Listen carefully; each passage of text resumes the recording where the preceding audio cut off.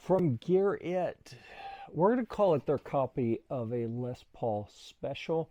And when I say Les Paul Special, I mean there is no violin carve. It's a flat top. It doesn't have any relief near the edges.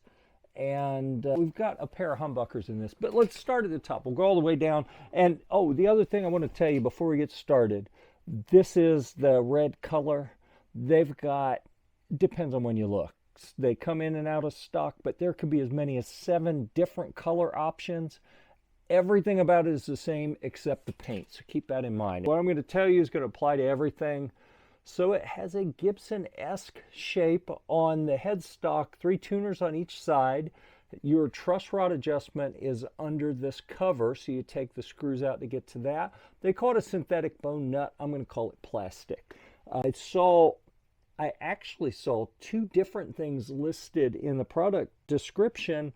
One said that this was a Palfero fretboard, and the other said it was an engineered wood. This looks to me like what they call engineered wood, where they kind of press the wood together with some like a resin or something to make it actually better than real wood, in my opinion, in many cases. They are ball and fret, so you're not going to have them tearing up your hand, but I do not believe that they are stainless steel frets. I think they're nickel steel frets that happen to be ball end. We have white dots on the fretboard and on the side, and obviously you see that as a maple neck because you can see that. We'll look at that in a second.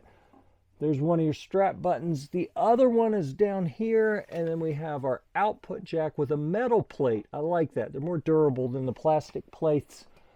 We have a volume and a tone knob and the 3-way switch. So this right here, this position gives you the neck pickup.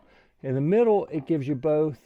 And when you come down here to what it calls the treble position, that gives you the bridge pickup. But then we have a little bit, we got 2 other positions to talk about. If we're in the neck position and you pull up on the volume knob, can you see where I pulled that out? So here, I'll push it in. That is a humbucker mode. When you pull it out, now you're in coil split mode. So this humbucker is going to act kind of like a single coil, and you'll get the top half. So there's a coil, there's a coil. You're going to get the top one to have that kind of thinner single coil sound. That's true here. You come to the middle, you get a single coil here and a humbucker on bottom. Then you come down here, and according to the research that I've done and what's listed in the description, this does not split. So you just get your humbucker in the bottom, and that being pulled out doesn't really do anything. So that's what I've seen so far. It's kind of a nice satin matte finish. You can get a look at that there. And again, there's no carve to the top like you would see in a regular Les Paul, but it's like you'd see on a Les Paul Special.